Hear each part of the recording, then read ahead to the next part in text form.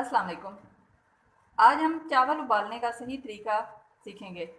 अक्सर लोगों की बिरयानी जो ख़राब हो जाती है वो सिर्फ़ चावल उबालने का सही तरीका नहीं आता उन्हें, जिस वजह से वो सही नहीं बन पाती और वो समझते हैं कि शायद उनकी रेसिपी में कोई मसला है। तो असल जो प्रॉब्लम होती है वो चावल को उबालने में और उसे साफ़ करने का तरीका एक स्पेशल होता है जो शायद वो नहीं इस्तेमाल करते। इस वजह से उनके चावल चिपचिपे बन जाते हैं। तो देखते हैं कि सबसे पहले हमने क्या करना है।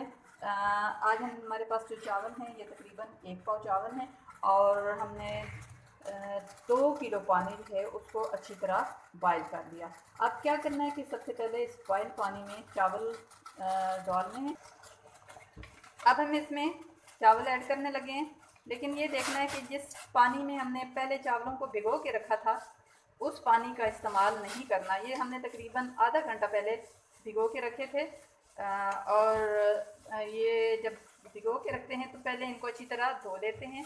और इनका कैसे पता चलेगा कि ये अच्छी तरह धुल चुके हैं, क्योंकि जब उनका पानी जो है वो बिल्कुल साफ़ हो जाता है तो इसका मतलब है कि हमारे चावल जो हैं वो अच्छी तरह धुल चुके हैं। अब देखें हमने इसमें चावलों को ऐड किया, लेकिन जैसे ही चावल इसमें डालने हैं गर्म पानी में तो इनको फ़ौरन हिलाना भी है, वरना वो इकट्ठे हो जाएंगे और बाद में उनको जब हम खोलने लगेंगे तो वो टूट जाएंगे।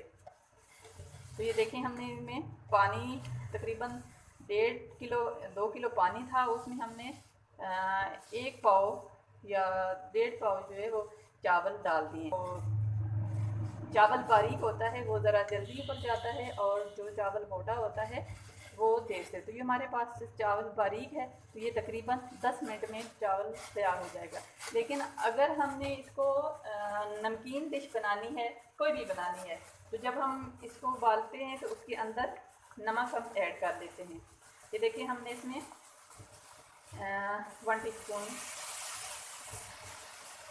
नमक डाला और चूल्हा स्लो कर दिया।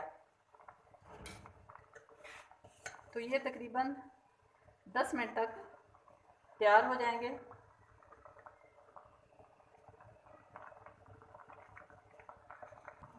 लेकिन इनका जो असल प्रोसेस है वो जब ये उबल चुके होंगे उनसे तकरीबन 1 या 2 मिनट पहले शुरू होगा।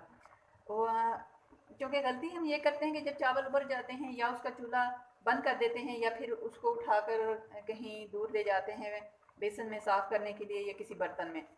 तो सबसे पहले तो ये है कि इसको किसी बर्तन में निकालने से पहले इसके अंदर ठंडा पानी डाला जाता है, क्योंकि जब किसी सुराखों वाले बर्तन में डालेंगे फिर ऊपर से पानी डालेंगे तो ऊपर से वो गुजर जाएगा पानी और इसके अंदर जो चावल की पिच होती है वो बिल्कुल वैसी की वैसी अंदर रह जाती है, जिसकी वजह से चावल चिपचिपे बन जाते हैं।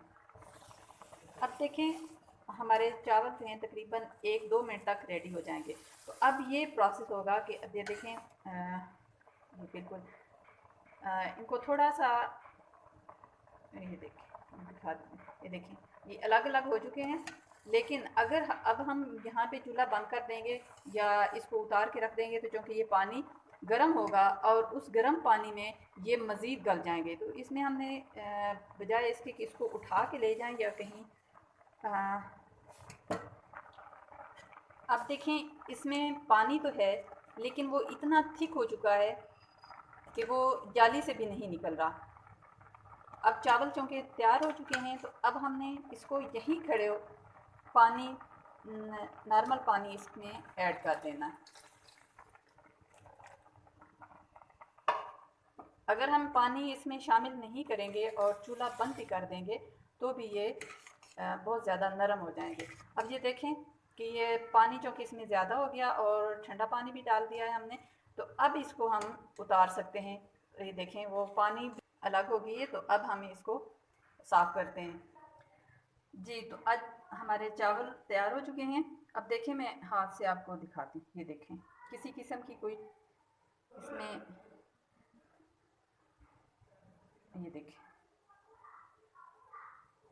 इसमें से पिच बिल्कुल निकल चुकी है। एक दफ़ा इसके अंदर पानी डाला फिर उस पानी को उसी बंद बर्तन में निकाल कर दोबारा उसी में डालें, क्योंकि अगर उसी पानी को हम जाली वाले बर्तन में या कपड़े के ऊपर निकालेंगे تو اندر سے پچ صحیح نہیں نکلے گی اور اسی طرح اس لیے وہ صحیح بریانی نہیں بن سکتی۔ تو ایک دفعہ ہم نے ٹھنڈا پانی ڈالا اور دوبارہ اسی برتن کے اندر سے نکال کر پھر دوبارہ اس کے اندر دوبارہ پانی ڈالا، تو اب ہمارے چاول جو ہیں وہ بالکل ابل چکے ہیں۔ تو اگلی ہماری جو ڈش ہوگی وہ بچوں کے لیے اسپیشل بریانی ہوگی، وہ بچے جو سبزیاں نہیں کھاتے ان کے لیے۔ اوکے، اللہ حافظ۔